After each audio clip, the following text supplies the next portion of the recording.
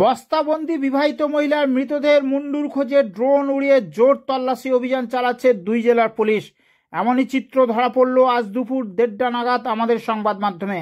গত রবিবার পূর্ব মেদিনীপুর ও পশ্চিম মেদিনীপুর জেলার মধ্য দিয়ে বয়ে যাওয়া চন্ডিয়া নদীতে রায়চক এলাকায় একটি বস্তাবন্দি বিবাহিত মহিলার মৃতদেহ উদ্ধার করে ময়না থানার পুলিশ। সেই বস্তা থানাতে নিয়ে এসে খুলতে তাজ্জব হয়ে যায় পুলিশ। ওই মহিলার মুন্ডু ছিল না, পরনে লাল ব্লাউজ এবং সবুজ ছায়া ছিল। শরীর থেকে পচা দুর্গন্ধ বেরোচ্ছিল। নৃশংসভাবে দুষ্কৃতীরা খুন করে বস্তাবন্দি করে নদীতে ফেলে দেয়। পুলিশের প্রাথমিক অনুমান ওই মৃতদেহটি জোয়ারের জলে ভেসে আসেনি, দুষ্কৃতীরা অন্য কোনো জায়গায় খুন করে বস্তাবন্দি করে চন্ডিয়া নদীতে ফেলেছে।